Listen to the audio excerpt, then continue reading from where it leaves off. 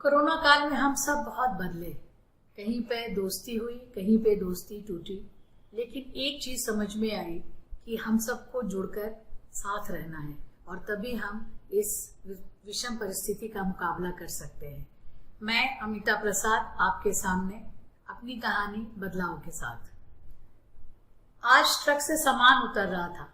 खाना बदोशी की जिंदगी उसे अब अच्छी लगने लगी है। नए शहर, नए लोग, नया वातावरण बारिश की बूंदों की तरह लगता है, जैसे धूल भरे सारे पत्ते साफ हो गए हों। 4 फ्लैट का एक यूनिट। बगल वाले दरवाजे पर एक नाम देखा, विजयन एवं उषा।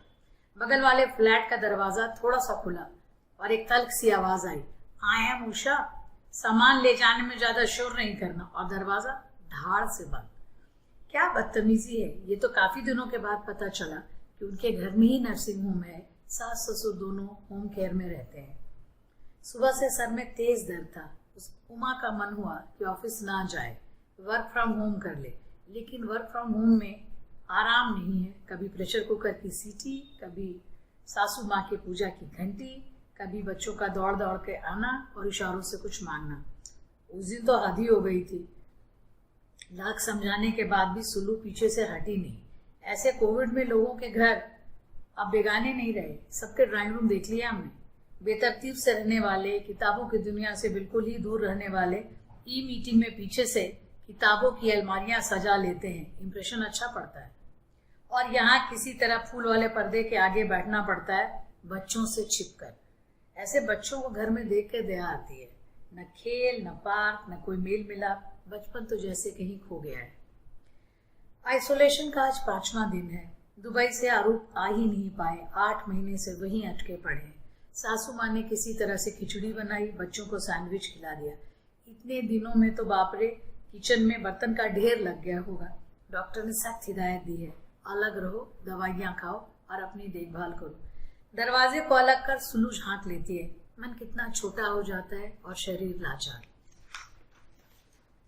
सासू माँ की आवाज आ रही थी, पड़ोसन उषा जी ने ढेर सारा सामान बेच दिया है, ट्रे में बाहर रखा है।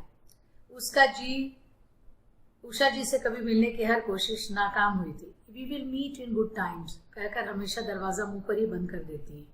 आज 4 दिनों से उनके भेजे हुए ट्रे का खाना खा रही हूँ। बहुत ही तरतीब से बनाई हुई पोहा खिचड़ी, अच्छे से ढके हुए सूप और सैंडविच। उषा जी ने इन 4 दिनों में मुझे अपना सगा बना लिया है। आज फोन पर धन्यवाद देने लगी तो उन्होंने कहा, लोगों ने हमेशा मुझे परखा है, कभी समझा नहीं। 13 सालों से घर में नर्सिंग होम ही है, तभी किसी को बुला नहीं पाती, हम किसी से मिल नहीं पाते। अपनी कमजोरियों को मैं कभी दिखाना नहीं चाहती हूँ। खुद के पिंजरे से निकल कर देखा तो लगा जिंदगी कितनी छोटी है। इस जिंदगी में समय के बदलाव को पहचानने में मुझे थोड़ी देर तो हुई है। मैं अब समझ गई हूँ कि जिंदगी का आईना तभी मुस्कुराएगा जब हम मुस्कुराएंगे। उस दिन तुम्हारी बनाई हुई खीर तुमको वापस कर दी थी, तुम्हें बुरा लगा होगा। उसी गलती को ठीक कर रही थी मैं। उषा जी थोड़ा हंसी। उमा का मन हल्का हो गया था। कोविड ही सही, बदलाव तो लाया हमारी जिंदगी में। उमा धीमे से मुस्कुराई और बुदबुदाई, जो ना देते थे जवाब हमारे, उनके सलाम आने लगे। वक्त बदला तो मेरे नीम पे आम आने लगे। कोई गलत या सही नहीं होता। कोविड ने भी कहीं कुछ अच्छा तो किया।